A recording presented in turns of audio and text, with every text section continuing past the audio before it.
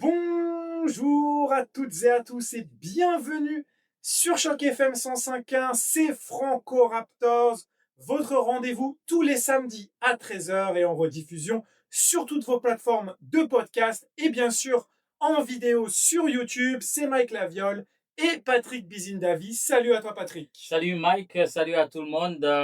Bienvenue encore à Franco Raptors. Pas de match ce soir, un match ce soir parce que on enregistre vendredi, mais les gens qui nous écoutent c'est samedi. Donc match ce soir contre Boston. Heureusement, nous on est en diffusion avant le match, donc on va en parler du match, les résultats la semaine prochaine. Exactement, on est dans la configuration parfaite parce qu'il y a eu un match ce vendredi, mais il était en après-midi. On va en parler un petit peu. En ouverture, c'était le match des 905 qui démarrait la phase finale de la première partie de la saison de la G-League. Ça s'appelle le Showcase, comme ils disent en anglais, qui, on l'a appris en regardant, ne se joue pas devant des spectateurs. On va y revenir. Et les Raptors ont joué 2 matchs cette semaine. Ils étaient avant ce vendredi où on enregistre. Ils ont joué contre Miami lundi et contre les Bucks jeudi. C'était 2 matchs à l'extérieur, 2 victoires. On va y revenir. Ça me permet de vous présenter le sommaire du jour. Les Raptors qui ont gagné 2 matchs cette semaine, 2 sur 2 pour l'instant, avant les 2 matchs de ce week-end. On va en parler en première partie d'émission. Ensuite, on va passer aux joueurs de la semaine. Ça sera Brandon Ingram, parce que Brandon Ingram est en très grande forme. Ensuite, on posera la question du jour. Je vous laisse le suspense dessus parce que c'est une très très grosse question qui va être en lien avec ce qu'on a dit la semaine dernière à propos d'Anthony Davis. Ensuite, on va se pencher sur le match de Boston qui aura lieu ce samedi soir. Et enfin, on va poursuivre notre tour d'horizon des renforts possibles pour les Raptors parce que déjà la dernière fois, on n'avait pas eu le temps de faire le tour de tous les joueurs. Et là, depuis la semaine dernière, il y a beaucoup de noms qui circulent autour des Raptors. Donc, ça va être l'occasion parfaite pour aborder un petit peu toutes les solutions possibles pour renforcer cette équipe des Raptors parce qu'on peut imaginer qu'en étant 3e à l'Est et en étant toujours dans ces eaux-là, les Raptors vont vouloir se renforcer à la date limite des transactions. Surtout que les rumeurs qui sortent, en tout cas les infos qui sortent, parce que quand c'est Shams Charania, comme on l'a dit la semaine dernière, c'est plus des rumeurs, c'est vraiment que les Raptors se sont informés sur des joueurs. Bon, quand c'est d'autres personnes, je ne citerai pas de nom, on peut avoir quelques doutes. Avec des pincettes. Exactement, je ne citerai pas de nom, mais en tout cas, certains autres sont un peu ils profitent un petit peu de ce qui se passe et ils donnent des informations obvious. Non Bonjour Jake Fisher. Ouais. Et voilà, je voulais pas donner de nom, mais j'ai pas pu m'en empêcher. Allez, on va lancer l'émission tout de suite avec l'actualité des Raptors. L'actualité des Raptors, c'est parti. Are you ready?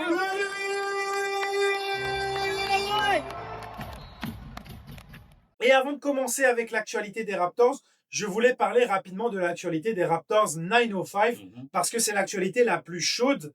On sort du match des 905 face aux Clippers de San Diego. Et Patrick, une nouvelle démonstration des 905. Ça avait pas bien commencé, mais ils ont fait le travail et ils se sont qualifiés. 15 victoires, 0 défaite. Oui, c'est ça. Ils ont encaissé pas mal de paniers.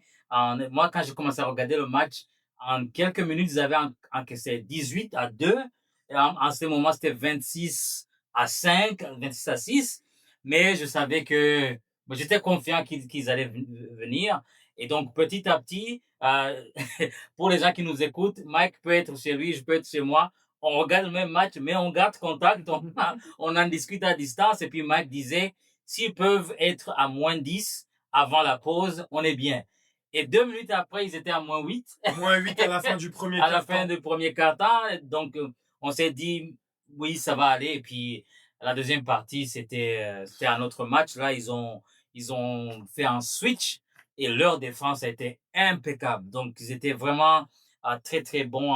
Et puis, ils ont terminé le match par une victoire. Donc là, ils se qualifient pour les demi-finales ce dimanche. Ils ont bien joué, c'était beau à voir et ils ont défendu avec donc beaucoup de joueurs qui ont contribué à la victoire, que ce soit en défense et en attaque.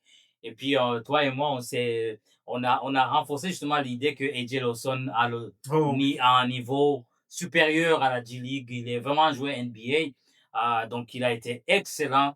Il a été le meilleur marqueur des Raptors 905 ce vendredi. Donc, victoire face à San Diego, les Clippers. Et puis là, il joue, je pense, en après-midi, dimanche. C'est ça, match à 13h contre l'équipe de G-League de Denver, mais qui joue dans le Michigan, Grand Rapids. Et c'est là qu'on voit que les Raptors ont très très bien fait avec la possibilité d'avoir l'équipe juste à côté, là où Denver, c'est beaucoup plus compliqué de rapatrier des joueurs très rapidement. Mais en tout cas, tu l'as dit, AJ Lawson, match sensationnel, il met des tirs à 3 points. C'est facile pour lui alors qu'il est contesté. Et la belle surprise, c'était David Roddy dans ce match. Ah oui, 20 points et qui a vraiment bien contribué, mais ça a été une performance collective de la défense. Les Raptors 905 qui n'ont encaissé que 70 points. À 10 minutes de la fin, il n'y avait que 70 points pour l'équipe adverse. Même s'ils ont eu des problèmes en attaque en début de match, tu l'as dit, ils ont marqué que 2 points sur les 6 premières minutes. Ils se sont bien rattrapés, ils ont plus de 110. Et puis Mogbo a bien terminé le match avec un double-double, je pense. Et puis ce qui était drôle, ils étaient devant de 20 points, il restait quelques secondes. Ils continuent à défendre. Ils continuent à mettre la pression défensive et on voit notre ami Justin qui le dit hey, calm down. C'est comme s'ils étaient derrière la pression qu'ils mettaient en défense. Et donc ça montre vraiment le standing de leur effort que le coach Drew a mis en place. Donc c'était vraiment un match excellent. Et puis, si on est fan des Raptors 905, l'avenir des Raptors est bien assuré parce que les joueurs qu'ils ont en two-way, plus Mogbo, donc ils excellent vraiment en G-League. Et puis, c'est un record, je pense. C'est 15e victoire. Ouais, c'est ça. Le 14-0, ça n'avait jamais été fait depuis qu'ils ont fait la saison en 2 parties. C'est la première équipe à faire un 14-0. Et d'ailleurs, on avait parlé de coach Drew qui n'avait pas eu l'entraîneur du mois. Eh bien, les Austin Spurs ont été éliminés. Donc, voilà, là, on peut imaginer que finalement, sur le mois de décembre, coach Drew Jones devrait avoir le titre d'entraîneur de l'année, on l'espère. Il faut qu'ils aillent au titre parce que c'est très important de valider la saison par un titre. Parfait, Patrick. On a bien fait le tour de ce petit match de 905 qui méritait qu'on s'y attarde. Maintenant, parlons des Raptors. Les Raptors qui ont conclu cette moitié de semaine, puisqu'on a 2 matchs ce week-end, avec 2 victoires. Une première victoire face au Heat de Miami sur le parquet du Heat, sur le score de 106-96. Et une victoire à Milwaukee, jeudi soir, sur le score de 111-105. On ne va pas revenir en précision sur les 2 matchs, mais ce que je voulais avoir, c'était un peu ton avis. Les Raptors qui avaient besoin de renouer avec la victoire. Il y avait 4 défaites de suite. Ils l'ont très bien fait à Miami et ils ont enchaîné avec Milwaukee. Il fallait gagner aussi contre Giannis et ils l'ont très bien fait aussi. Oui, c'est ça. Donc, c'est après 7 matchs en 10 jours, ils avaient vraiment besoin d'un repos. Et puis, on le voit sur le terrain que il y avait vraiment de la fatigue. Et donc, après 7 matchs en 10 jours, là, c'est 2 matchs, ils ont fait 2 matchs en 10 jours carrément. Parce que il y avait les finales de la NBA Cup. Donc, ils ne se sont pas qualifiés. Ils ont été éliminés en quart de finale par New York. Et là, donc, ils avaient assez de temps pour... Je pense que Darko leur a donné comme 2 ou 3 jours de repos. Oui. Carrément. Donc, ils se sont entraînés le samedi. Exactement. Et puis, là, ils sont partis à Miami. Et pour revenir à ces 2 matchs, le match de Miami, c'était vraiment une victoire dont ils avaient besoin. C'est la première fois que je vois Darko, à la fin du match, excité de la victoire. Parce que la caméra montrait Darko parti dans les vestiaires. Il faisait « Yeah !» Donc, tu vois qu'il avait vraiment besoin de cette victoire pour le classement, oui. Mais pour le moral des joueurs, parce que perdre, ça affecte donc le moral, le mental des joueurs. Ils ont gagné quand même une bonne équipe de Miami qui ça faisait un moment qu'ils gagnaient. Mais eux aussi, ils sont sur une série de victoires de défaites comme les Oui, Raptors. les deux équipes étaient les pires séries de défaites de la Ligue à ce moment-là. C'est ça. 4 défaites de suite. Donc, ça veut dire que d'autres équipes moins fortes avaient gagné depuis. Et comme tu dis, c'était important pour les deux équipes de gagner avec des absents de chaque côté. Ouais. RJ Barrett d'un côté, Tyler Hero de l'autre. Ils ont fait le travail vraiment, ils ont fait ce qu'il fallait. Ils ont fait ce qu'il fallait. Et puis, il est important de gagner les matchs à l'Est parce que tu perds 2 matchs, tu vas reculer de 6 à 7 places carrément parce que entre 3 et 9, ouais. C'est vraiment un match ou un demi-match de différence entre donc il faut absolument gagner chaque match pour au moins maintenir le top 4 ou au moment où on enregistre, ils sont 3e. Donc il fallait vraiment gagner. Et puis aussi à Milwaukee, c'était la même chose. Milwaukee sans Giannis, ils étaient diminués, donc il fallait absolument qu'ils gagnent ce match. Malgré un début difficile, énormément de pertes de balles au début du match, mais ils sont rattrapés avec 2 gros matchs de Brandon Ingram et puis Scottie Barnes est resté Scottie Barnes. Il était vraiment l'homme à tout faire, que ce soit le match contre Miami ou le match contre Milwaukee. Donc là, ils ont assuré. Donc au moment où on enregistre, Miami est en train de jouer contre Boston. Donc il y a des enjeux au niveau du classement, dépendamment de la victoire de l'un ou de l'autre. Donc là, au moins jusqu'à samedi ou dimanche, les Raptors sont en 3e place. Orlando qui a perdu contre Denver. Donc toutes ces défaites contre des équipes de l'Est font que les Raptors, avec ces 2 victoires, sont bien positionnés à l'Est pour garder au moins leur place dans le top 4. Ouais, et ce que Brandon Ingram a souligné après le match contre Milwaukee, c'est que les Raptors ont été capables de gagner ces 2 rencontres qui viennent de se passer de plusieurs façons, de manière différente. Ouais. Voilà. Il a dit contre Miami, on a mal commencé, mais on a réussi à s'accrocher et finalement à gagner grâce à notre défense à la fin. Contre Milwaukee, c'était l'inverse. Ils ont bien commencé et ils ont réussi à tenir le résultat. Malgré tout, Milwaukee, je crois pas qu'ils aient réussi à repasser devant.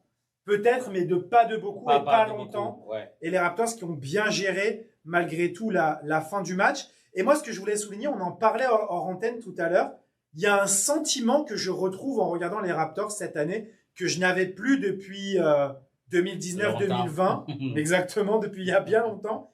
C'est le sentiment que les Raptors sont supérieurs à leur adversaire et que, entre guillemets, ça va être un match facile. Alors, bien sûr, les Raptors ne se facilitent pas toujours la tâche parce que, comme tu l'as dit là, depuis ces 2 derniers matchs, il y a beaucoup de pertes de balles, c'était pas habituel.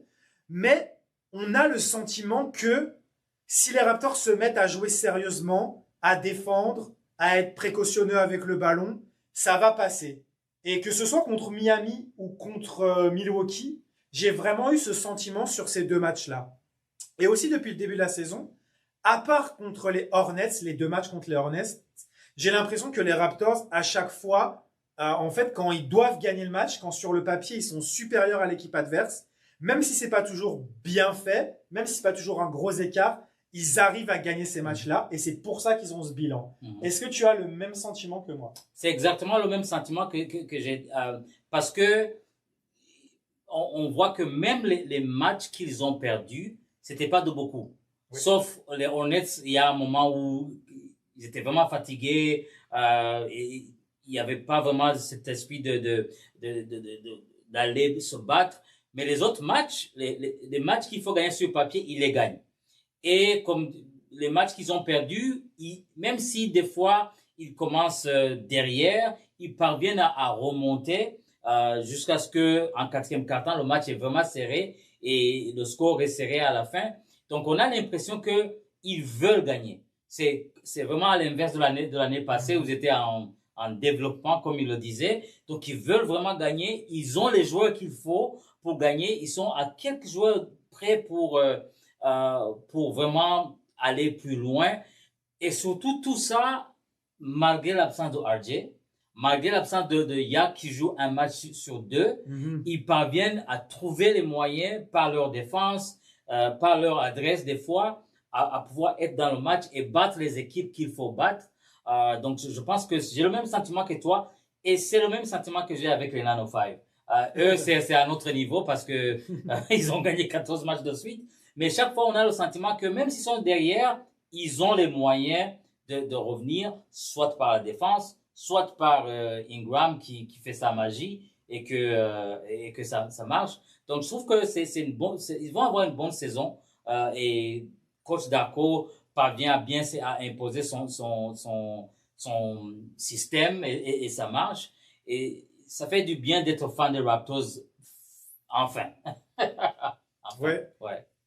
Et moi, j'arrive pas à comprendre ceux qui n'ont pas envie de se satisfaire des victoires et qui préfèrent dire oh, on joue contre des mauvaises équipes, blablabla, blablabla, et qui, on dirait, ont à tout prix envie que ça ne marche pas pour prouver qu'ils avaient raison, que l'équipe n'est pas bonne à leurs yeux. Je n'arrive pas à comprendre ça, mais bon, on va pas s'attarder là-dessus. Les petits points négatifs quand même de ces deux matchs, les pertes de balles. Jakob Poeltl, faut-il s'inquiéter de son dos parce qu'il a eu énormément de jours de repos. Il est revenu contre Miami. C'était pas excellent. Ouais. CMB a fait un excellent match, heureusement. Ouais. Et toujours quand même, je trouve, dans ces fins de rencontre, ces systèmes qui mettent trop de temps à se mettre en place et c'est des tirs à la dernière seconde, parfois forcés. Alors contre Milwaukee, c'était plutôt pas mal parce qu'on n'a pas absolument cherché Ingram. On a vu Quickly, on a vu Jamal Shead qui ont débloqué les situations. Mais qu'est-ce que tu penses un petit peu de ces points négatifs? Oui, c'est ça. Et puis pour le match de Milwaukee, ils ont dit lors du match, c'est le matin qu'il a appelé Darko pour lui dire aujourd'hui ça ne va pas. Donc chaque fois il ne sait pas s'il va jouer ou pas. Donc il va sentir comment il se sent et puis il va donc dire ok je vais jouer ou pas. Et donc moi je pense que c'est quand même ça devient un peu inquiétant parce que c'est une blessure qui est là depuis le début de la saison et ils ne parviennent pas vraiment à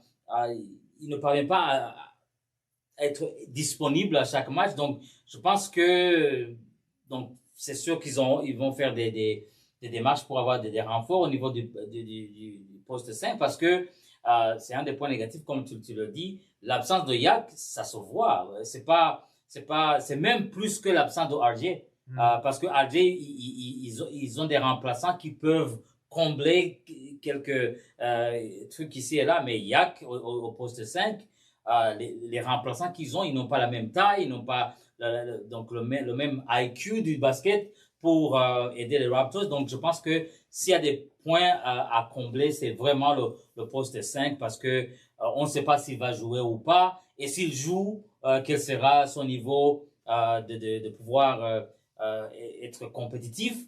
Donc ça, c'est vraiment un point, en plus de la perte des balles, c'est vraiment un point où il faut vraiment voir comment rectifier ça. On va y revenir après, on va continuer un petit peu notre tour d'horizon des renforts possibles pour les Raptors. Passons aux joueurs de la semaine. Bien sûr, comment ne pas parler de Brandon Ingram? Depuis son match à 7 points en difficulté contre les Hornets, il a enchaîné avec des matchs à 29 points. Il est à 29 points de moyenne, des matchs au-dessus des 30 points. Encore un match à 29 contre les Bucks, un match à 26 contre Miami et surtout l'adresse à 3 points qui est là. Et si vous vous rappelez ce que j'avais dit dans un autre Franco Raptors, que lorsque Brandon Ingram allait régler son adresse à 3 points, parce que c'était pas possible qu'il reste dans les 20%. Et on sait qu'en NBA, ça se compense. On l'a vu avec Quickly. Il a eu une période, il était à 20-25%. On sait que c'est pas son adresse habituelle. Et quand c'est revenu, puisque ça doit se compenser, à un moment, tu es à 25, tu vas être à 45, 50, 60 pour que ton adresse sur la saison soit autour de 37, 38, 39, 40 pour les meilleurs. Il y a toujours une compensation. La compensation arrive pour Brandon Ingram puisqu'il a shooté par exemple à 5 sur 7 face au Heat et à encore mieux 6 sur 7 4 sur 6 face aux Bucks. Et on le voit, l'adresse est là, et là, ça change tout pour Brandon Ingram. Oui, et puis moi, là, ce qui m'a surpris, je pense que ça a été annoncé juste avant le match de Milwaukee de Miami, c'est que Brandon Ingram, c'est lui qui a le plus de minutes. Oui. Parmi tous les joueurs de la ligue, c'est lui qui est en première. Et là, tu vois combien d'une saison à une autre. L'année passée, il a joué 18 matchs et maintenant, il est premier des minutes jouées dans toute la ligue. Et c'est ça qui montrait justement dans les 7 matchs en 10 jours qu'il était fatigué. Parce que il joue beaucoup et c'est un joueur que chaque équipe vient défendre contre. Donc, il y a le nombre de prises à 2 contre lui et le nombre de tirs qu'il fait, donc font que il y a une demande physique de Brandon Ingram qu'il fallait absolument en repos pour qu'il puisse revenir en forme. Et là, il revient, il commence à mettre non seulement ses tirs à mi-distance, où il était déjà bon, fort, il est déjà très fort, mais là, les tirs à 3 points, il les met, et puis, c'est pas des tirs forcés. Non. Il est ouvert, Jamal Shead entre, la balle circule, il revient sur Brandon Ingram, là, il va tirer, c'est un bon momentum, et là, pouf, ça commence à entrer. Et tu l'avais dit dans les émissions antérieures, s'il commence à mettre les tirs à 3 points, là, il va avoir au moins entre 28 et 30 points. Et c'est exactement les statistiques qu'on voit les derniers matchs, parce qu'il a été très adroit au tir à 3 points, plus sa mi-distance là. Il y a personne qui peut défendre contre ça. Il rate parce que c'est lui qui rate. Il ne rate pas parce que la défense est là pour... quand il a la balle, il sait exactement son spot. Et là, lorsqu'il arrive dans son spot, là, c'est fini. Aussi, pour terminer sur Brandon Ingram, on voit qu'il y a eu quand même un changement dans le système où donc les équipes attendaient qu'il y a un deuxième écran pour le libérer ou bien avoir la balle au poste. Maintenant, il est plus en recul. La balle circule, soit il le trouve en position de 3 points, soit il retrouve en position où il y a juste 1 contre 1. Et là, c'est fini. 1 contre 1, il n'y a personne qui peut défendre contre lui. Donc, il y a eu quand même des ajustements au niveau du système offensif de Darko, mais aussi le fait que il a eu son repos mérité. Et là, on retrouve le Brandon Ingram qui est là. Et puis, on donne toujours crédit à l'équipe médicale des Raptors. Ils ont réussi un miracle encore après Kawhi, c'est Brandon Ingram. Donc, il n'y a pas vraiment de hasard que maintenant les Raptors gagnent avec lui. Et lui, on l'a au moins pour 3 ans, normalement. Ah ouais, c'est ça. Il a signé. Il va pas partir. Il a pas dit jour 1, je ne veux pas être ici. Un petit clin d'œil à Fred VanVleet et sa déclaration. Lui, il veut être là. Et j'ajouterais, quand l'adresse à 3 points est là, ça fait que les défenseurs montent plus. Et là, on peut voir, comme dans le 3e quart-temps face à Milwaukee, il peut driver. Et il y a de la finition au cercle. Il y a des fautes provoquées. Et quand il rate aussi, je trouve qu'il est très rapide pour prendre son rebond offensif et la remettre. Il l'a fait plusieurs fois contre les Bucks. Et là, ça devient un joueur ultra complet. Ça devient, comme on dit en anglais, 3-level score. Yeah. C'est inarrêtable. Ouais. C'est vraiment inarrêtable. Maintenant, il y a juste à espérer qu'il ne se blesse pas parce que son jeu est quand même à risque, parce qu'il a beaucoup de monde autour de lui, parce que sur ses tirs à mi-distance, les joueurs vont mettre le pied ou il va retomber sur des joueurs. Même dans ses pénétrations, à un moment, on lui a sifflé une faute offensive où il y avait 2 fautes sur lui et il a marché sur le pied de son adversaire. J'ai eu peur. D'ailleurs, dans notre petit chat avec Patrick, j'ai dit « Oh non, Brandon !» Mais finalement, tout allait bien. Et je remarque aussi, comme tu l'as dit, une utilisation différente. On ne force plus à mi-distance. On ne force plus à le servir au poste ou à le servir après 2 écrans. D'ailleurs, en fin de match, à un moment, on s'est juste espacé, on lui a donné la balle en tête de raquette. Ouais, c'est ça. Et là, c'est mieux. Ouais. Là, c'est mieux. Il peut jouer un pick and roll, il peut lâcher la balle s'il ne sent pas cette attaque face à ce défenseur-là. Et du coup, les Raptors diversifient leur attaque. Mais je pense que ça va venir au fur et à mesure de la saison, en fait, parce que on sait qu'en NBA, les coachs ne montrent pas tout. Non, tout de suite. Non. Il va en garder sous la main Darko pour qu'en playoff, les équipes ne sachent pas comment défendre sur Ingram, parce qu'il aura développé tout au long de la saison plusieurs stratégies, plusieurs endroits. Et comme tu dis, de toute façon, Brandon Ingram, il sait où il doit aller pour scorer. De toute façon, ça, c'est sûr. Et surtout, la façon dont il a joué les 2 derniers matchs contre Miami et contre Milwaukee, on imagine quand RJ va revenir, oh là, ça va être beaucoup plus ouvert parce que s'ils le prennent à 2, RJ va dire barbecue chicken. Parce que et puis, l'actualité, c'est aussi le retour de RJ. Là, il a commencé à s'entraîner avec l'équipe cette semaine. Donc, son retour, ça pourrait être peut-être la semaine prochaine. parce que le match d'aujourd'hui, samedi, on l'a déjà annoncé qu'il ne sera pas là. Donc, il est out. Mais à partir de la semaine prochaine, là, je pense qu'il sera prêt à revenir. Donc, tu ajoutes un RJ à ce qu'on voit, les 28 points de Brandon Ingram. Là, l'attaque des Raptors reprend ce qu'on a vu au début de la saison. Ça sera très, très difficile à défendre contre cette équipe. Ouais, tout à fait. Et j'ai hâte de voir. J'espère que RJ va revenir. Et je préfère qu'ils prennent leur temps parce que j'espère que RJ va revenir dans les meilleures conditions possibles. J'ai pas envie qu'on fasse revenir RJ vite et qu'il ait perdu son niveau. Non, il faut qu'il puisse rester. Exactement, il faut qu'il soit resté. Rester qui veut dire être reposé pour RJ Barrett. Pour ceux qui ne suivent pas tout dans nos échanges avec RJ. Donc voilà, on a fait le tour pour Brandon Ingram. C'est vraiment très positif. Je trouve qu'il y a de l'amélioration dans le playmaking. Ça peut encore être mieux. Laisse-moi regarder ses pertes de balles sur les 2 matchs. Oui, il en a eu quelques-uns. 4 contre Milwaukee et encore 4 contre Miami. Il a été à l'image de l'équipe, de toute façon, qui a perdu beaucoup de ballons. Mais c'est surtout en début de match, je trouve je sais pas, peut-être il essaye de trop faire de passes au début pour essayer de mettre en confiance ses coéquipiers. Mais je pense que ça va venir parce que il est réputé pour être un joueur qui a une bonne lecture. Donc moi, je me fais pas de soucis là-dessus. Exactement comme je me faisais pas de soucis pour son tir à 3 points. Ouais. Donc, on n'a pas encore vu la meilleure version de Brandon Ingram. Ouais, c'est ça. Surtout pour les pertes de balles, c'est des pertes de balles qui n'ont pas beaucoup d'impact sur le score. Ils étaient dans le match carrément. Malgré le nombre élevé de pertes de balles, ça n'avait pas d'implication sur le score. Bien sûr, on aimerait bien qu'ils perdent moins de balles, mais il n'y avait pas vraiment une grosse différence dans le score à cause de ces pertes de balles-là. Donc, ça, c'est des choses qu'ils peuvent rectifier parce que c'est des choses qu'ils contrôlent eux-mêmes. Donc, s'ils gardent bien la balle, s'ils donnent de bonnes passes, là, ils ont la chance de faire moins de pertes de balles. Donc, je pense que, comme tu viens de le dire, on n'a pas encore vu toute la version de l'arsenal offensif de Darko et de Brandon Ingram. Parfait, Patrick. On va tourner la page sur ces mots très précieux et on va parler de la question du jour. La question du jour, elle m'intéresse beaucoup.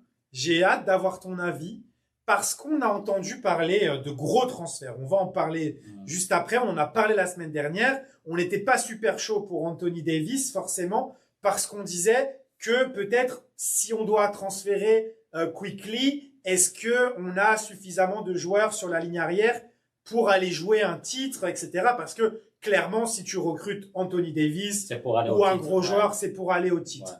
La question que je te pose aujourd'hui, parce qu'on a vu 2 excellentes performances de Jamal Shead. Alors, je sais que ceux qui nous regardent et ils vont me dire, oui, mais 2 performances, c'est pas suffisant. Mais est-ce que pour toi, Jamal Shead serait prêt à être titulaire si Quickley est échangé dans un gros transfert? Est-ce qu'aujourd'hui, Jamal Shead peut tenir le poste de meneur titulaire dans une grosse équipe, mais qui aurait beaucoup de scoreurs? Parce que, imaginons, on a un front de courte, Anthony Davis, Scottie Barnes et Brandon Ingram. On n'a pas besoin que Shead marque 20 points par match, comme Quickley le faisait. Ouais. On aurait besoin d'un Shead qui distribue la balle, qui défend, et a priori, sur les derniers matchs qu'on a vus, qui met ses tirs à 3 points, il fait exactement ça. Donc, quel est ton avis? Est-ce que pour toi, Jamal Shead serait prêt à faire partie d'une telle équipe pour un tel transfert? Je pense oui et non.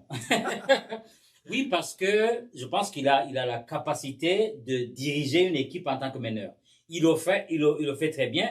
Même avec Darko, on voit de plus en plus que il termine le match avec Jamal Shead et Quickley dans le jeu avec Jamal Shead comme meneur principal. Donc là, il met Quickley en poste 2 et Jamal Shead joue vraiment le rôle de meneur. Donc, il est capable de le faire. Mais est-ce qu'on a intérêt à ce qu'il soit le meneur titulaire? Je me dis que non, parce que c'est un spécialiste de la deuxième unité. Donc, les remplaçants, parce que quand il entre, ça me rappelle Chris Boucher. C'est l'énergie, c'est direct, le changement direct. Et puis lui, Mamou, Grady Dick, CMB, ça amène une autre dynamique, que ce soit en attaque ou en défense. Et c'est ça le rôle justement des remplaçants, parce qu'ils jouent très bien. Parce que lorsqu'il est dans le terrain avec les remplaçants, contrairement à l'année passée, on sait qu'il va bien gérer la balle. Il a vraiment diminué les pertes de balles cette année. 2, son tir, le pourcentage au tir, je sais pas ce qu'il a fait pendant l'été, mais ça, ça a augmenté considérablement. Il met même des tirs à 3 points. Donc, je me dis que on a intérêt à avoir un Jamal Shead comme meneur de jeu de la deuxième unité, avec soit Brandon Ingram, soit Scotty Barnes. Et donc, je me dis que oui, il peut être un meneur titulaire, mais on a besoin de lui comme meneur de la deuxième unité parce que il amène l'énergie, il amène la défense. C'est comme si les 5 de départ, ils amènent le jeu à un certain niveau et donc pour les remplacer, donc les joueurs de la deuxième unité, ils viennent avec une identité défensive différente. Il peut faire le pressing, il peut faire commettre des fautes offensives au meneur de l'autre côté. Donc c'est vraiment. Et puis j'aime bien la dynamique Yak Quickly en pick and roll. Je pense que ça marche très bien et que on a vu l'absence de Yak, ça a un impact sur Quickly. Et donc Quickly comme meneur principal ou quelqu'un d'autre si jamais que Quickly part, je pense que c'était mieux et que Shead vienne en deuxième unité pour amener cette énergie, amener cette défense et puis faire jouer les autres comme Mamou et Shead, c'est la combinaison Mamou et Shead, ça marche très bien. Donc moi je préférais bien qu'il reste là au moins cette saison, mais la saison prochaine ça peut être autre chose. C'est mon avis. Ben, je te suis un peu, mais après en même temps, si Quickly part, je pense que ça sera avec Paul Tull et je pense que ça sera un bon argument de vente. Si vous récupérez Paul Tull avec Quickly, vous allez avoir un meilleur Quickly que si vous récupérez Quickly tout seul. Tout seul, ouais. Mais d'un autre côté, je te suis parce que là, Jamal Shead, ce qu'il fait, il le fait sur 20 à 23 minutes maximum. Mm-hmm. Et on sait très bien que son temps de jeu va diminuer avec le retour d'RJ Barrett parce que, comme tu dis, il termine les matchs avec Quickly pour que Quickly joue en 2, mais c'est parce que RJ Barrett n'est pas là. Et en fait, cette balle en main que Shead a, en fait, ça peut être RJ Barrett qui va l'avoir de la même manière pour laisser Quickly en 2 off-ball. Surtout quand Yak n'est pas là, en fait, on sent que Quickly, il est moins décisif, balle en main, quand il n'a pas ce pick and roll avec Jakob Poeltl. Dans le cadre d'un échange, si tu récupères Anthony Davis, c'est comme on a dit la dernière fois, je ne pense pas qu'il ait encore l'expérience nécessaire pour être le meneur titulaire malgré tout. Ça reste un joueur de deuxième année, même s'il est âgé.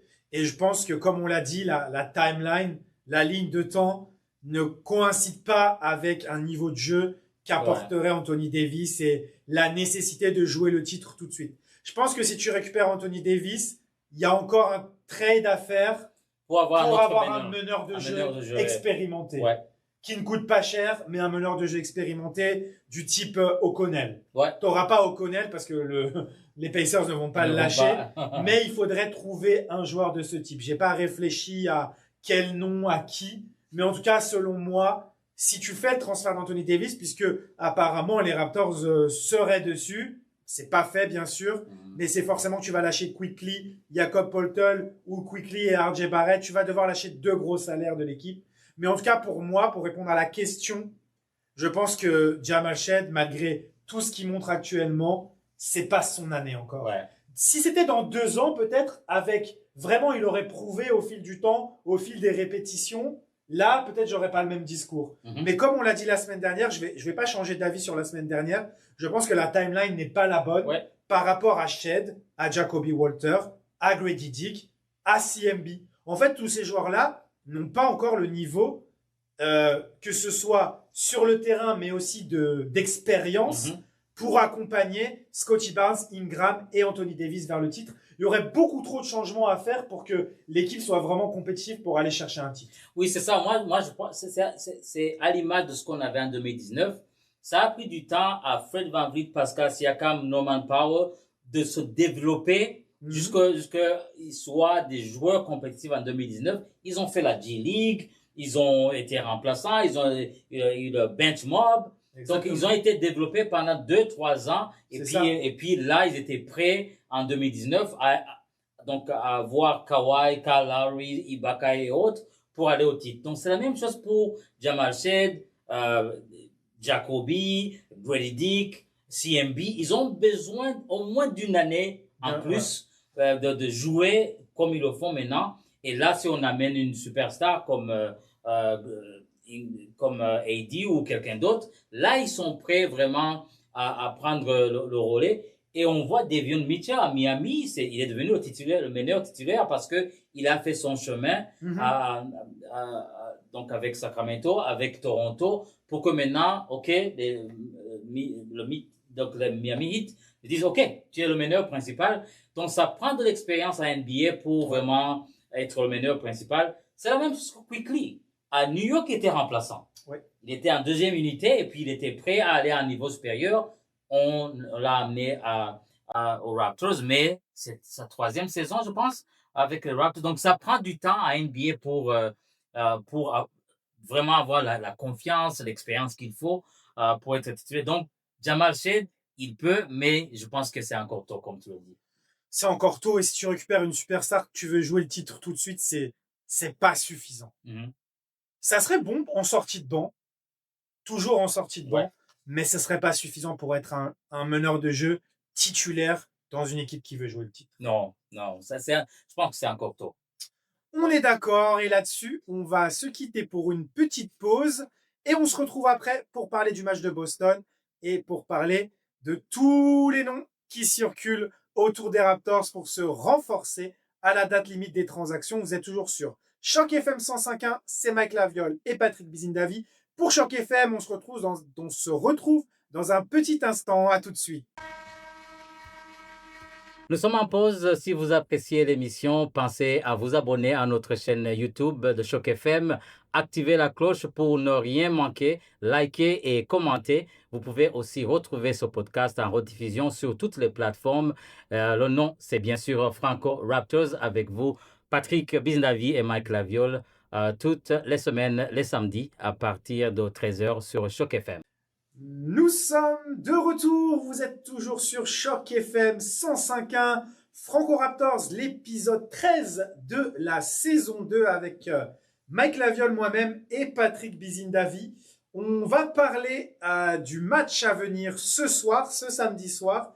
Les Raptors qui reçoivent les Celtics de Boston qui, au moment où on enregistre, sont en train de jouer à Miami. Et Patrick était en train de dire « Ah, ils vont gagner !» Patrick, Boston sera en back-to-back, deux matchs d'un jour à un autre. Un voyage qui est quand même assez long depuis Miami, hein, c'est 4 heures, quelque chose comme ça. Oui. Quelles seront les clés pour toi, pour les Raptors, face au Heat, face à Boston, avec certainement peut-être Jakob Poeltl encore absent?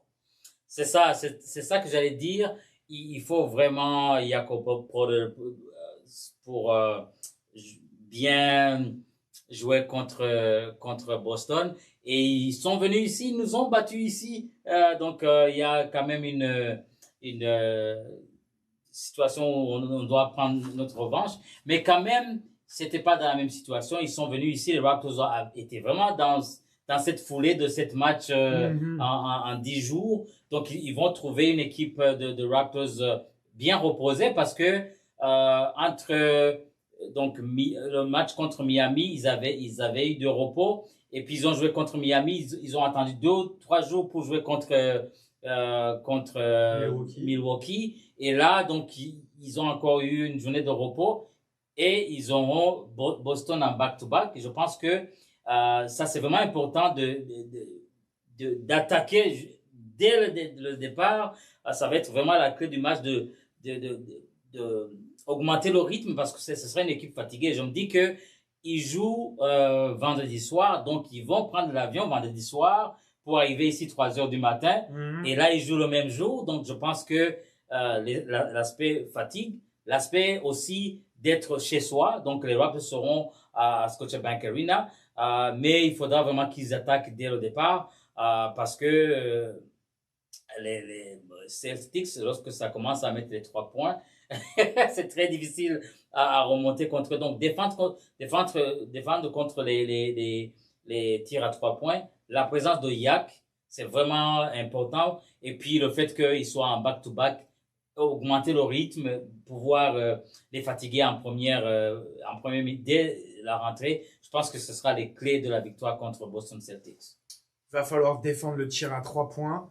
mais surtout assurer les rebonds. On se rappelle que ça avait été un carnage lors du match précédent, le rebond offensif avec Neemias Queta, mais aussi avec tous les joueurs des Boston Celtics qui sont athlétiques, hein, les Walsh, les joueurs comme ça, Jalen Brown, même Derrick White qui est un joueur dur au rebond. Je pense que ça va être l'une des clés de la rencontre, vraiment, d'assurer le rebond.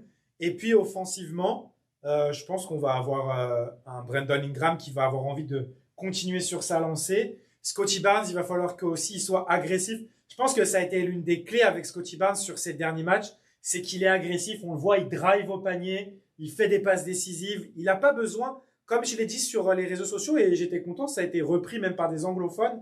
Il faut que Scottie Barnes soit agressif, même si c'est pas pour marquer, parce que il va attirer les prises à deux et il a cette capacité à faire les passes. On l'a vu contre Miami, à un moment, il drive ligne de fond, il est totalement bloqué, il saute, il n'y a aucune chance qu'il marque, mais il y a quand même des joueurs qui vont sur lui. Et après, il fait cette passe à Jamal à deux mains. Jamal n'a plus qu'à mettre le tir à 3 points, il faut encore le mettre, mais on voit qu'il libère des espaces pour ses coéquipiers. Et dans une équipe des Raptors qui manque RJ Barrett, il y a besoin de joueurs qui vont toucher cette raquette. Jamal l'a bien fait ces derniers matchs. Ingram, on a l'impression qu'en retrouvant les jambes et en retrouvant l'adresse à 3 points, il est capable d'aller driver. Bon, lui, il préfère aller au cercle. Il fait pas beaucoup de passes quand il drive. Il va au cercle, il obtient les fautes. Mais on va voir, parce que si ça se resserre sur lui, il est capable de faire ses bonnes passes décisives. Donc, il y a lui, il y a RJ, et RJ n'est pas là. Il y a lui, il y a Barnes, il y a Jamal Shead, et il va falloir que Grady Dick aussi continue à être agressif.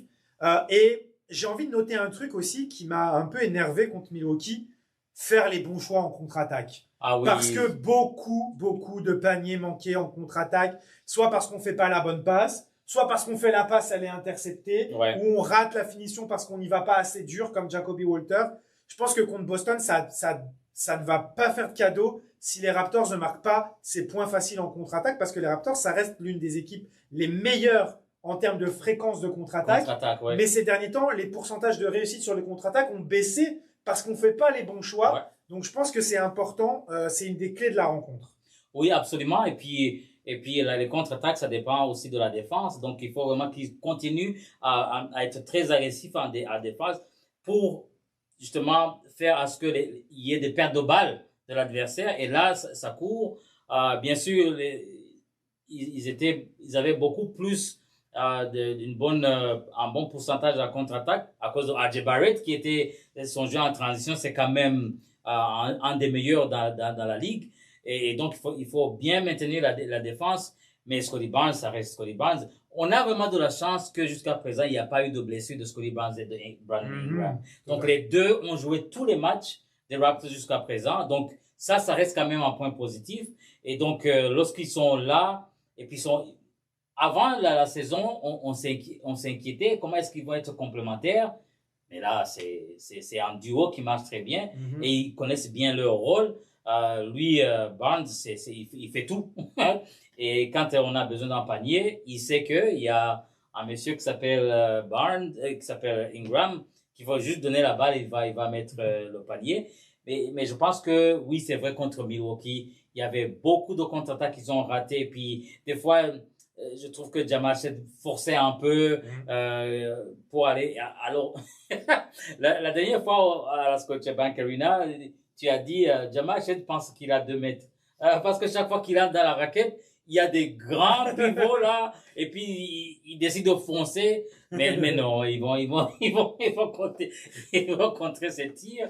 Mais pouvoir assurer justement ces contre-attaques, c'est vraiment important. Ouais, on va en rester là. On vous laissera regarder ce match et vous faire une idée, surveiller ce qu'on a dit. Je pense qu'on a bien fait le tour des clés de la rencontre.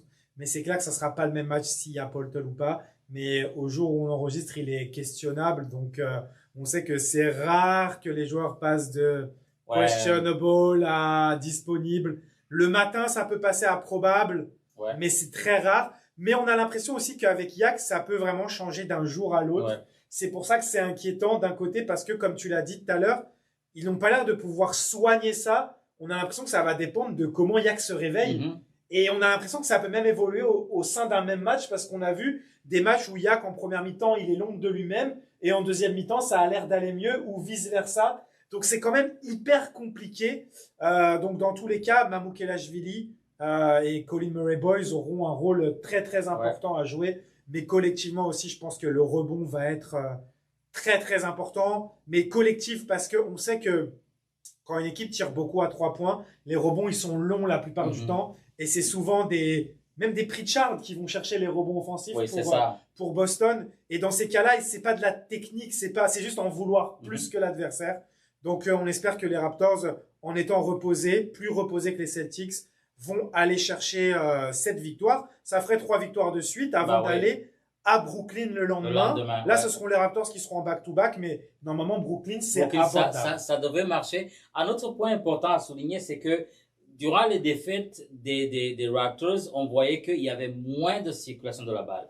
Donc, les gens voulaient forcer donc une passe et puis ils vont tirer. Mais les victoires contre Miami, il y a quand même la balle qui circulait. Donc, il y a eu des tirs ouverts de Sandro, de Grady, parce que la balle circulait. Et puis, les victoires des Raptors correspondent au nombre de passes décisives qu'ils donnent. Plus ils donnent de bonnes passes, plus ils ont des ouvertures offensives qui font qu'ils vont gagner. Donc, je pense que le retour aux fondamentaux, justement, de l'attaque d'Arcos, c'est vraiment important de pouvoir circuler la balle et de trouver peut-être donc un Brandon Ingram ouvert et que ça ne puisse pas, comme on l'avait vu lors des derniers matchs, forcer les tirs à la dernière seconde parce qu'ils ont attendu longtemps avant de donner la balle à Ingram. Mais lorsque ça circule, lorsqu'il y a, justement, comme tu l'as dit, ça touche la raquette donc à l'intérieur et puis que ça sort, il y a plus d'ouverture, il y a plus de tirs ouverts que des paniers forcés. Ouais, et tu as bien fait de le souligner, on ne l'a pas dit dans la partie analyse des matchs, mais les Raptors qui sont revenus à plus de 30 passes décisives par match, 33 contre Miami et 31 contre les Bucks, et ça c'est la marque de fabrique des Raptors. Je pense qu'on devrait regarder les stats, et dans les victoires ou dans les défaites, à mon avis, dans les victoires, la plupart du temps, ils sont au-dessus de 30. Et je ne serais pas étonné que dans les défaites, ils soient en dessous de 30. Ouais, exactement. Passons au renfort maintenant. Ça, c'est la partie qui va beaucoup plaire, à mon avis, à nos auditeurs parce que on est friand de ça, de toutes les rumeurs de transferts. Quel transfert les Raptors pourraient faire pour se renforcer? On va faire par poste. Bien sûr, le poste auquel on a le plus songé, c'est le poste 5. Il y a différents niveaux de renforcement dans le poste 5. Il y a, est-ce qu'on remplace le titulaire Jakob Poeltl par un joueur meilleur ou supposé meilleur, ou est-ce qu'on prend un remplaçant à Jakob Poeltl pour renforcer la doublure de Jakob Poeltl, puisqu'il n'y en a pas. Mais comme tu me le soulignais aussi hors antenne en préparant cette émission, si on remplace Jakob Poeltl, on a toujours le souci du remplaçant de notre 5 titulaire. Ouais, c'est ça. Donc c'est très très compliqué malgré tout. Il faudrait presque, si on se sépare de Poeltl pour prendre meilleur que lui, il faudrait presque avoir un autre joueur aussi en échange, ce qui paraît très compliqué. Mais on va faire le tour de tout ça. Ça sera pas exhaustif parce qu'on peut pas. On va faire le tour des joueurs qui ont été annoncés par des journalistes et aussi par des insiders plutôt. Et aussi, j'ai pris des suggestions de nos amis de Raptors République dans Bold Online et dans Pull Up Tray. Donc, on leur fait un bonjour, un hello. Vous écoutez pas en français, mais bon, on leur dira qu'on a parlé d'eux. Oui. De toute façon, quand ils nous voient à Scotiabank Arena, ils nous disent bonjour en français. C'est vrai. Pas trop Samson Folk. C'est le moins, c'est le moins friendly pour vous dire il est très sérieux, on va dire. Mais S. Esfandiar est très, très amical. Lui, il fait toujours un effort pour parler français et il utilise tout ce qu'il sait. Venons-en aux joueurs annoncés. Donc, dans les joueurs, possiblement des remplaçants de Jakob Poeltl qui viennent le remplacer plutôt, des titulaires, on a Domantas Sabonis. J'ai pris les salaires pour qu'on ait une idée de ce qu'il faudrait lâcher pour récupérer un Domantas Sabonis. Attention, Domantas Sabonis qui a été annoncé absent encore un mois supplémentaire. Ouais. D'ici la date limite des transactions, il sera remis normalement, donc il n'y aura pas de problème. Domantas Sabonis, cette saison, il touche 42 336 000. Ce qu'il faut savoir, c'est que Jakob Poeltl est à 19 cette année. Ouais. C'est dans 2 ans qu'il aura 25. Tout le monde crie au scandale, mais dans 2 ans, le salary cap aura augmenté. C'est pas un salaire si astronomique pour Jakob Poeltl, qui en fait, à 19 millions, il est dans le range des pivots titulaires de la NBA. Et il est 2 fois moins cher qu'un Domantas Sabonis. Est-ce que pour toi, du coup, il faudrait lâcher Jakob Poeltl, mais un autre joueur aussi, qui serait... On est à 19 pour atteindre 40, il faut 20 de plus, qui serait en fait RJ Barrett, parce que je vois pas comment on peut additionner d'autres joueurs, sinon il faudrait ajouter au moins 3 autres joueurs qui sont à 6 millions. C'est pas possible. C'est pas possible. Donc, ça me paraît compliqué, Domantas Sabonis. C'est vraiment compliqué.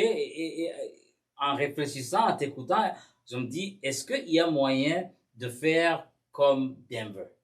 Denver, ils ont eu Jonas Valanciunas en remplaçant.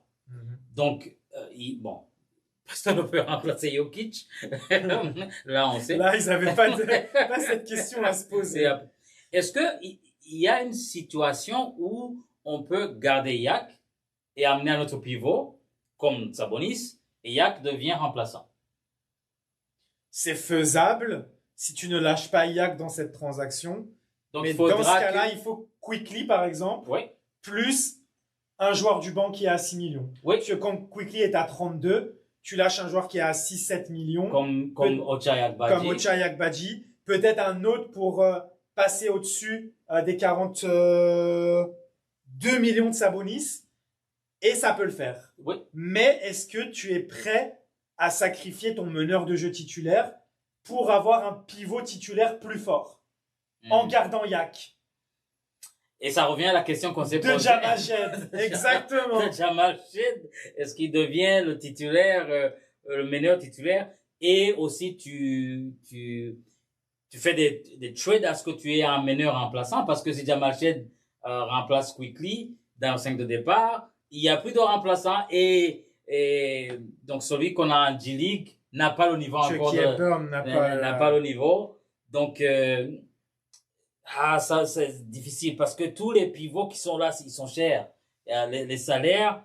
Mais Sabonis, Sabonis, quand même, il est physique. Il est physique, il fait des rebonds, il fait... si on a Sabonis, on a encore ce problème de pivot remplaçant. Et aussi, pouvoir payer un salaire aussi lourd que celui de Sabonis, ça va être dans le timeline des Raptors. Est-ce qu'ils veulent gagner un titre tout de suite? Et est-ce que Sabonis te fait passer ce step pour être un candidat au titre? Parce que moi, mon problème avec Sabonis, c'est que offensivement, il va t'apporter beaucoup plus. Dans le rôle de Yak, c'est Yak en meilleur passeur, meilleur shooter. Les rebonds aussi. Lui, meilleur rebondeur. Lui, l'adversaire va reculer, il va l'attaquer. Et puis, il va trouver des passes. Ça va tout changer. Mon problème, c'est défensivement. Ce n'est pas un protecteur de cercle. C'est un joueur qui est en grande difficulté sur pick and roll. Et c'est un joueur en fin de match, l'attaque adverse peut faire en sorte de le mettre dans un pick and roll et de le mettre face à un adversaire. T'as Scottie Barnes qui peut être un joueur qui comble un peu ses faiblesses. Mais est-ce que ce package-là, ce 40 millions de Sabonis, te permet de jouer le titre? Je suis pas sûr. Non. C'est pas vraiment un franchise player que tu amènes et que ça change tout. Non. Comme on l'a vu avec Kawhi.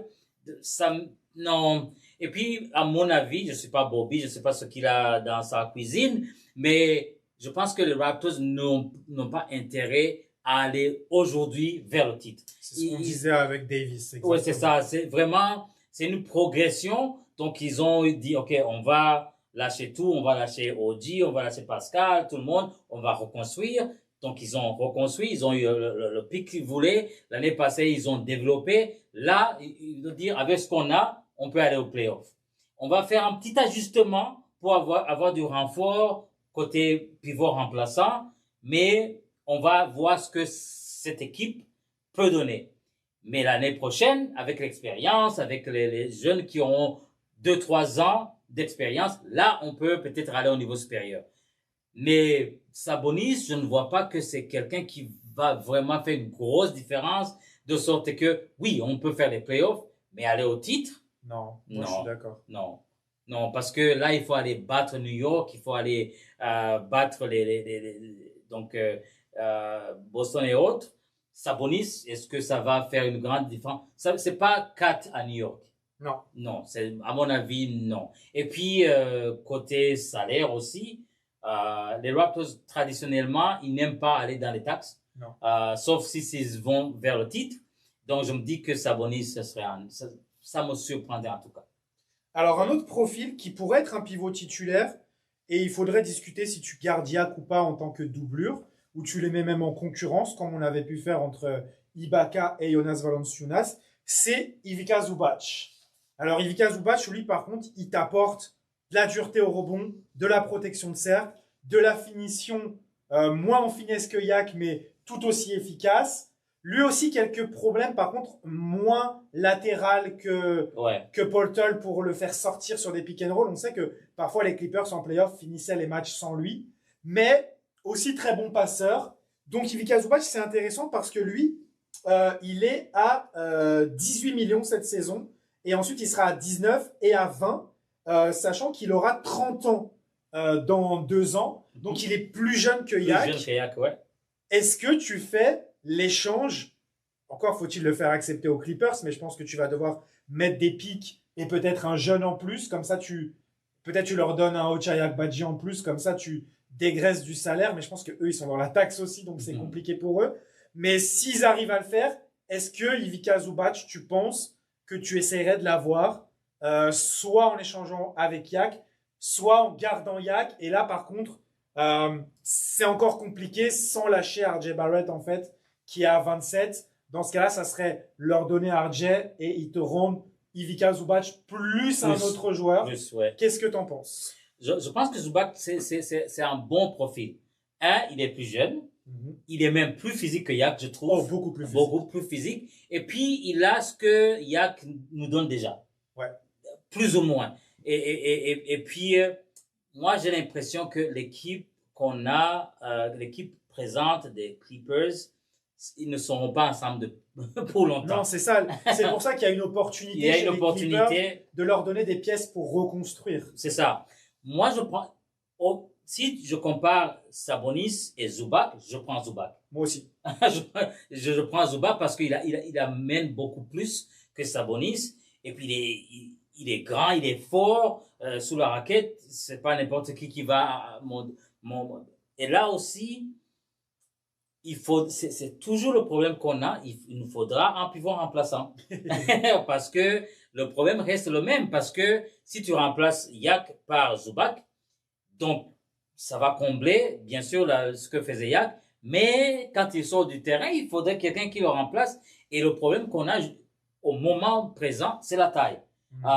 Sandro, lui, je pense que c'est en 4. C'est beaucoup plus en 4 qu'en 5.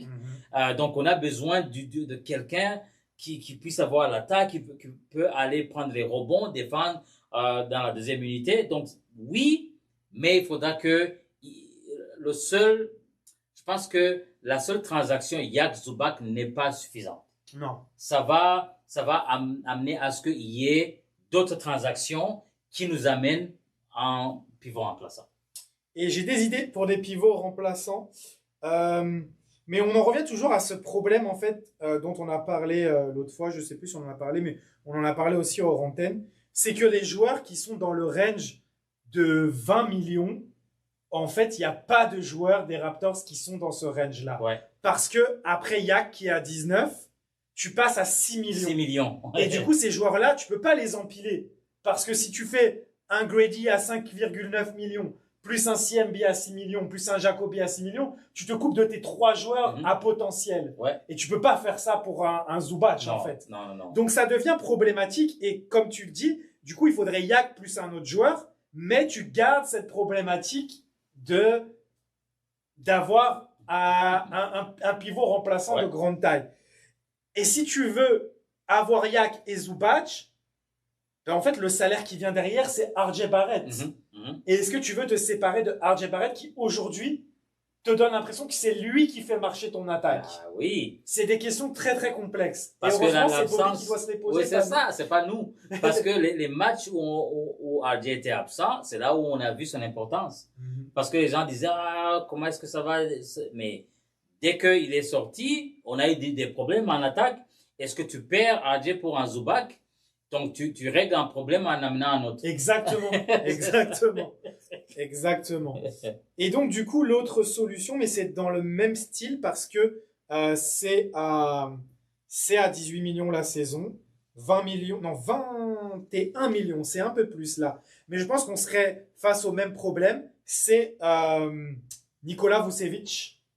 Nikola Vucevic, je pense qu'on sera d'accord que entre Zubac et Vucevic, on est sur Zubac. Parce que Vucevic, défensivement, c'est compliqué aussi. Ouais. C'est un peu comme Domantas Sabonis, ça sera un Domantas Sabonis moins cher, qui prend des rebonds, moins que Sabonis, mais qui est bon au rebond. Et par contre, lui, il te crée du spacing parce qu'il shoot de loin. Il shoot de loin, oui. Et il a une bonne vision pour les passes. Oui. Et surtout, je pense que lui, parce que ce qu'on a maintenant avec Yak et Sandro amène quelque chose que Yak n'a pas. Mais tu amènes Vucevic et Sandro, c'est comme si tu as le même profil. Ouais. À peu près le même profil, parce que lui, c'est le spacing, il peut tirer à longue distance. Vucevic, c'est un ancien All-Star, quand même, il est bon joueur. Mais là, qu'est-ce que tu vas résoudre? Parce que ce sera le même problème, parce que, oui, je sais pas s'il a la même taille que Yak. Mais, il va faire 7 pieds, il fait peut-être pas 7-1, mais il fait 7 pieds. Ouais, c'est ça. Donc, c'est le spacing. Et lui et Sandro, je pense pas que... En tout cas. Pour moi, le problème avec Vucevic, c'est la protection de cercle. Mais je suis plus rassuré de la protection de cercle de Vucevic à côté de Scottie Barnes que Domantas Sabonis. Et de toute façon, c'est 2 fois moins cher. Donc, s'il y a moyen de l'avoir, mais en fait, c'est les mêmes problématiques que tout à l'heure. Mais cette problématique, elle peut être résolue aussi. Si on décide d'échanger Yak plus des pics contre Vucevic, derrière, il y a des solutions pour avoir un autre centre. Les solutions, c'est soit Kevin Looney, soit Nick Richards, Parce que pour moi, Daniel Gafford, on va le mettre de côté. Parce que Daniel Gafford, c'est un remplaçant qui est à 18 millions. Ouais. Pour moi, ça ne vaut pas le coup de casser la tirelire pour un remplaçant à 18 millions. Mais on a Kevin Looney qui est à 8 millions chez les Pelicans, qui veulent développer Yves Missy en tant que doublure et qui, lui, en soi, il n'a rien à faire là-bas parce que il va pas jouer le titre. Et en fait, c'est un joueur parfait parce qu'il saura comment s'adapter dans le système de jeu des Raptors, qui est un système en mouvement. C'est un joueur d'expérience et c'est un joueur dur au rebond et en défense. Il est à 8 millions. Tu peux l'avoir en donnant, par exemple, Ochai Agbaji et Jonathan Mobo ou un autre joueur qui vont dépasser les 8 millions. Comme ça, tu passes en dessous de la taxe et tu récupères ta doublure. Si d'un autre côté, tu as fait Yak aussi pour récupérer un Vucevic, ça peut marcher. Si tu gardes Yak, tu as sa doublure, ça marche aussi. Mais le plus simple, pour moi, c'est Nick Richards. Parce que Nick Richards, il est à 5 millions. Ah oui. C'est un joueur de 7 pieds qui prend des rebonds, qui défend, qui est limité dans son jeu offensif, mais qui a une finition correcte au cercle. Et là, tu peux faire Ochai contre Richards. Pour faire passer le trade, tu donnes un pic et ça marche. Et tu passes en dessous de la taxe. Qu'est-ce que tu penses entre Looney et Richards? Ah, si j'ai à choisir entre les deux, je prends Looney. Ouais. Je n'hésite pas parce que les qualités qu'il a comme pivot, il est très physique, il va prendre les rebonds, il va défendre et c'est un champion. il a eu cette expérience. Je pense qu'il a gagné 3 titres avec les Golden State Warriors. Et puis les Pelicans, je ne pense pas qu'ils veulent gagner tout de suite. Non. Ils vont développer. Et puis, ils ont déjà un gros problème avec Zion. Donc, je pense que eux, s'ils peuvent prendre des pics ou des joueurs à développer, ils vont prendre ça. S'il y a un remplaçant idéal pour le moment, pour les Raptors, c'est Kevin Looney. Avec toutes les qualités qui vient avec, en plus de son salaire, qui est quand même, qui va mettre les Raptors en dessous de la taxe, c'est le joueur idéal si jamais les Pelicans veulent se débarrasser de lui et de pouvoir reconstruire. Je pense que ce sera le cas parce que Zion, c'est une expérience qui n'a pas marché jusqu'à présent. S'ils parviennent à se lâcher de Kevin Looney, je prends les yeux fermés. Moi, je pense qu'ils vont vouloir le lâcher parce qu'en fait, on a Derrick Quinn qui est la surprise. On n'attendait pas à ce qu'il soit le pivot titulaire dès la première année. Il a pris la place déjà de Yves Missy. Il est excellent. Mais Yves Missy est aussi un prospect qu'ils doivent développer. Je pense pas qu'on arrivera à leur prendre Yves Missy. Non, ça serait très bien hein, parce Non. qu'il n'a pas un salaire élevé, c'est un salaire de rookie. De rookie. Mais ils n'ont aucune raison de garder Kevin Looney above Yves Missy. Non. Ça n'a pas de sens. Donc transférer Kevin Looney, ça fait grand sens. Donc je pense que moi je suis d'accord avec toi. Mais après aussi, si les Raptors veulent quelque chose de simple, Nick Richards, c'est une très bonne chose parce que aussi il est en fin de contrat à la fin de l'année.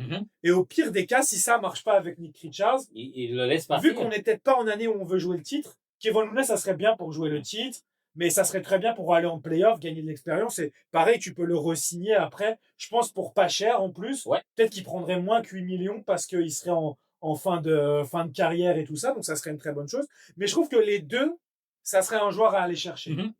Et voilà, mais tu as raison, Kevin Looney pour l'expérience. Peut-être que si tu prends un Kevin Looney, tu peux te permettre d'envoyer Garrett Temple. I don't know, peut-être pas quand même, parce qu'on sait qu'on est très attaché à son expérience. Ça. Mais si tu as besoin de rajouter 2 millions en plus des 6 de Ochai Agbaji pour te faire passer en dessous de la taxe, c'est une possibilité. Il y a Ochai, il y a Mobo. Il n'y a pas beaucoup de joueurs. Hein. Il y a Mamo Kelashvili qui a 2 millions. Les autres, je pense pas que ce soit des joueurs transférables. Non. Jacoby. Ça, c'est le futur, carrément, oui. Et CMB, c'est sûr, il y a hors de question. Donc, voilà les joueurs susceptibles. Mais c'est vrai que ça rend les choses compliquées pour les Raptors parce qu'en fait, ils n'ont pas une grande marge de manœuvre s'ils veulent se renforcer et pas lâcher des joueurs majeurs. En fait, c'est vraiment ça je pense qu'on vous a démontré dans cette analyse. On a pris beaucoup de temps, on va en rester là. On aura encore d'autres joueurs à discuter la semaine prochaine, du coup, parce qu'il y en a énormément sur d'autres postes que les Raptors pourraient vouloir renforcer. On a des stars aussi qui sont sur le marché. LaMelo Ball, Trae Young, Ja Morant. Est-ce que les Raptors pourraient se positionner sur ces joueurs-là? On n'a pas parlé de Giannis parce que aux dernières nouvelles, il veut aller au soleil. Giannis, c'est ce qu'on m'a appris tout à l'heure. Apparemment, c'est plus New York, mais ça serait plus dans le sud. Peut-être à San Antonio, peut-être à Miami. On va pas parler de Giannis. San Antonio, ça c'est. Et pourquoi pas James Harden, on en parlera la semaine prochaine. Certains m'en ont parlé aussi. Et puis il y a d'autres joueurs de complément sur lesquels on va discuter, mais on va en rester là, Patrick, parce qu'on a été très complet déjà aujourd'hui. Merci à toutes, merci à tous de nous avoir suivis. Merci à toi, Patrick. Merci beaucoup, Mike. C'était vraiment le fun de parler de Raptors. Comme d'habitude, et puis on se retrouve la semaine prochaine pour parler des 2 matchs de ce week-end et puis de ce qui arrive la semaine prochaine. Il va y avoir du beau monde à l'Arena Scotiabank. Merci à toutes et à tous de nous avoir suivis. Retrouvez-nous sur chocfm.ca, bien sûr, toutes les plateformes de podcast. Et si vous avez envie de voir nos têtes, sur YouTube. Et comme on dit sur quand on se quitte, let's go Raptors! Let's go Raptors!